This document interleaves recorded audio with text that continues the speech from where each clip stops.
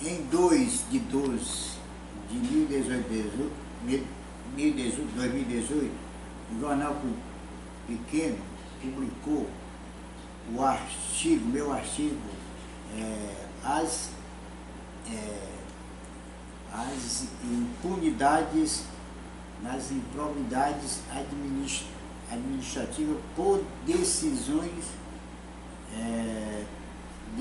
na politicagem.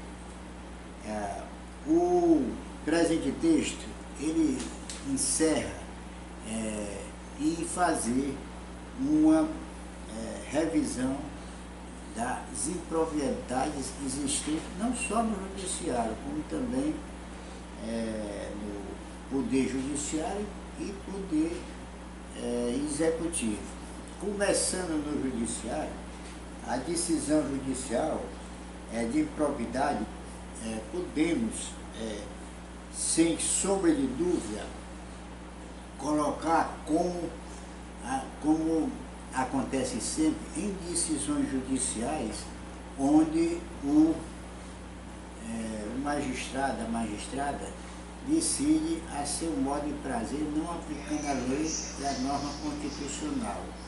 Nesse ponto, não podemos admitir que o judiciário continue a decidir a sua maneira, como queira, sem haver as punições devidas. Porque a venda de sentença, ela é tida como improbidade. Inclusive, já juízes, desembargadores, já foram aposentados obrigatoriamente, unicamente por ter decidido a favor de A ou de B, que muitas vezes não são decisões corretamente com base na lei e norma constitucional. Apesar de muitas decisões também que foram colocadas como venda de sentença, estarem corretamente na aplicação das leis. Muito bem. Então, eu acho que qualquer decisão judicial que traga uma incorreta aplicação tem como certo haver a devida punição.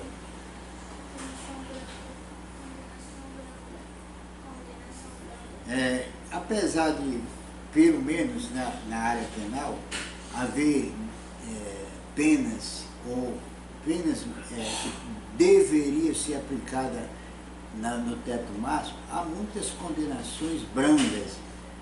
Daí existir a criminalidade desenfreada que chegou ao Brasil como sendo um dos países de maior índice de criminalidade, principalmente homicídio, às vezes até para se roubar celular e quantia irrisória, né? Que não levam muito a sério as penalidades já havidas, que até favorece os ladrões ou criminosos a usarem da criminalidade. Pois bem, partindo agora para a esfera trabalhista e civil, as condenações são também muito divergentes do que diz a lei. Na trabalhista, como eu tenho sempre assentado nesses meus artigos, nos meus pronunciamentos, o pagamento pelo empregador não chega a ser um pagamento digno, que pague integralmente o que o empregado perdeu, quando se busca, de qualquer maneira, a negociação, o acordo, que quem toma de conta de fazer esses acordos é atendente. Até atendente, se toma conta da justiça, como se juiz fosse, para fazer os acordos com a decisão homologatória já feita, mas, na verdade, existe uma tendência muito grande de favorecer os empregadores como tem favorecido. O pior de tudo é que não chega, como eu tenho sempre alertado, a aplicação do artigo 467 da CLT, que manda se pagar 50%. Ora, se por acaso o empregador fica devendo ao funcionário que tinha que pagar, eu acho que essa multa ela é séria para ser aplicada, como também a multa de litigância de má-fé de 20% e outros meios necessários e indispensáveis para que obrigue o empregador a pagar o que deve ao seu empregado. Nunca favorecer, como a justiça tem favorecido, haver negociação para que haja o acordo de qualquer maneira. O pior, ainda há desembargadores, juízes, que chegam a dar entrevista dizendo que a medida é salutar. Não tem nada de salutar, é salutar para o empregador que ganha dinheiro. É tanto verdade que colocaram não só os atendentes a fazerem as audiências de homologação, como também cartório, grandes empresas, etc, etc. Só não deram autoridade o advogado para fazer esses acordos. Por quê? Porque o advogado, quando faz a sua notificação extrajudicial, cobra o que o empregador deve. Mas, quando o empregador se pronunciar em 15 dias, 30 dias, geralmente o empregador traz o seu advogado. E muitas vezes não estão nem aí para advogado. Mas se houver essa possibilidade, dar esse direito do advogado, como direito ele tem, com base na norma constitucional 133, seria uma negociação muito mais perfeita e eloquente e eficiente para as partes, principalmente para o empregado que acha desamparado.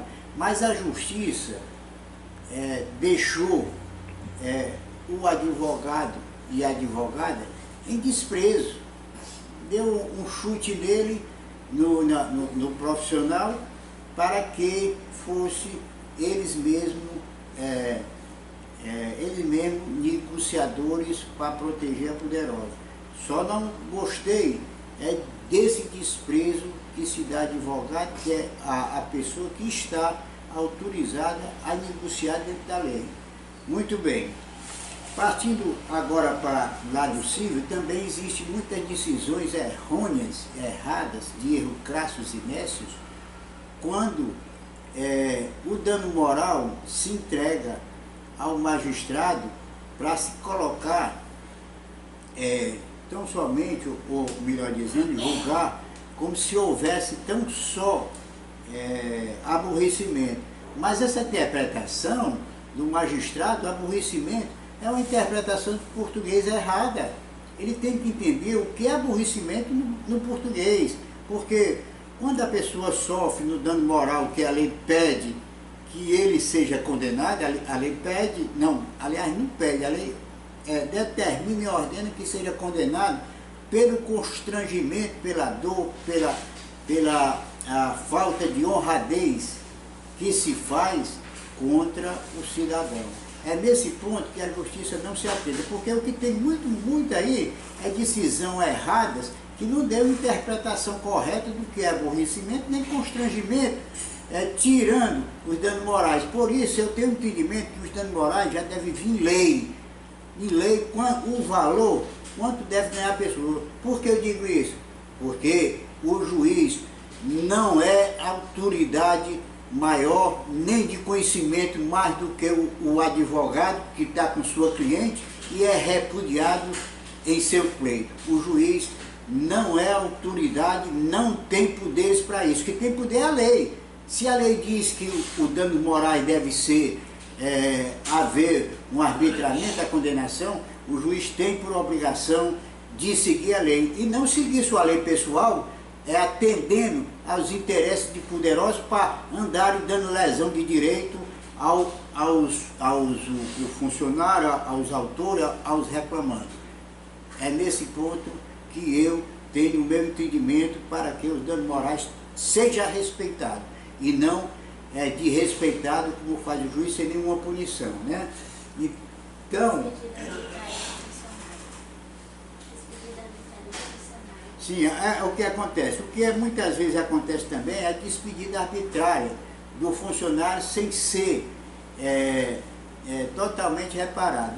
No meu caso, eu trabalhei no Banco do Nordeste, só aqui em São Luís, quase 11 anos como advogado, fui despedido arbitrariamente porque denunciei os roubos existentes. Veja bem, eu recebi pela despedida arbitrária R$ 1.200, R$ 1.300, que dava muito mais. A decisão sentencial passou cerca de 6 anos para transitar em julgado. Quando transitou em julgado, praticamente eu recebi o restante. Só que me revoltou que a Justiça do Trabalho nem deu os danos morais e nem a aceitação, ou melhor dizendo, a condenação para que o banco recolhesse as contribuições do INSS. Por que a Justiça fez isso? Porque a Justiça é protetora dos grandes, né? Principalmente dos banqueiros, das entidades vinculadas às políticas. Então, o que foi que houve? Você vê como são as coisas. Além dela não ter dado os danos morais à Justiça, que foi até o TST sem ter havido a condenação, o próprio banco, a diretoria do banco, reconheceu o recolhimento e quase 4 anos recolheu por INSS. Só que o INSS até hoje está colocando obstáculo em pagar integralmente, ou seja, o teto máximo da pessoa que se aposenta e tem direito a esse teto máximo. A culpa de quem é? A culpa é da Justiça do Trabalho, que bota juiz e juíza incompetente, e as decisões são apenas reafirmadas sem nenhum interesse de fazer uma revisão correta e concreta do que é o direito, do que a pessoa pleiteia. É nesse ponto também que deve haver a punição, porque não é possível que um juiz, um magistrado, uma magistrada, não saiba o que é o direito da pessoa, agindo e decidindo da maneira como quer. Outro assunto importante também, que foi frisado, é com respeito aos honorários advocatícios. Os honorários advocatícios não precisam de maneira nenhuma ter a ordem judicial para que haja um pagamento. A lei é muito clara. Os honorários advocatícios, pela atuação, principalmente com a cassação arbitrária, esse direito é para ser pago única e exclusivamente no direito adquirido, que está acima sob qualquer decisão judicial, até do Supremo. O Supremo não tem autoridade nenhuma, nenhum ministro, de tirar o direito adquirido aos honorários. É por isso que sempre eu teço minhas considerações a esse respeito, para que a justiça não seja uma entidade endeusada de poderes autônomos e poderes ainda onipotentes, para que os advogados às vezes sejam massacrados e não receber os seus honorários, muitas vezes até afirmando uma decisão desfundamentada que não houve comprovação da atuação. Peraí, isso é burrice demais. O processo é bem claro quando traz dentro dos seus pleitos, dos pleitos do advogado, traz a comprovação, inclusive com a comprovação maior do constituído. Por isso, senhores e senhoras, eu continuo a dizer que a justiça não é o órgão maior e de autoridade para dar os honorários de advogado. Os honorários de advogado, ele vem da lei, e é da lei que o juiz, o magistrado, a magistrada tem por dever e obrigação de cumprir. Se não cumprir, aí sim eu continuo afirmando e pedindo, pleiteando para que os colegas também peçam a punição do magistrado que não sabe decidir. Portanto, senhores e senhoras, é nesse ponto que eu sempre coloco meu ponto de vista. Aliás, meu ponto de vista não, é o ponto de vista da lei. É a lei que manda a pessoa fazer aquilo que deve ser feito. Pelo menos o artigo 5º, inciso 2, era bem claro que ninguém pode fazer ou deixar de fazer alguma coisa, senão em virtude da lei. E o magistrado e a magistrada está muito mais na obrigação de zelar pelo cumprimento da lei. Muito bem. Então, eu continuo a defender a punição de magistrado que não saiba decidir.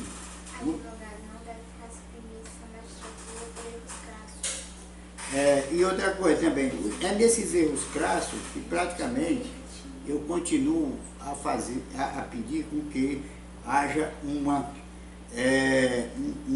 definição da lei para que haja punição. Apesar da lei já ser bem definida e afirmar que a improbidade ela só acontece quando haja a violação às leis. A improbidade é bem clara, principalmente quando parte do judiciário, parte do poder executivo, quando parte do poder legislativo. Então, eles são os responsáveis maiores para que não exista a improbidade. Por isso, nesse ponto também, que Deus, no Romanos 2,12, é bem claro que manda haver a devida punição daqueles que não seguem à risca o cumprimento da lei, que a lei divina, inclusive, é até mais clara, para que a pessoa tenha mais hombridade em fazer com que o ser humano não tenha sofrimento. Isso é um princípio muito correto, como também o Salmo 23 também, de 1 a 3, é bem claro que pede que todos nós devemos seguir os mandamentos divinos. Se nós temos que seguir os mandamentos divinos, o que é que acontece? Esses mandamentos é tão só o cumprimento da lei, que o cumprimento da lei divina, ela está muito vinculada e intimamente ligada ao que o povo tem que seguir, principalmente as autoridades, né?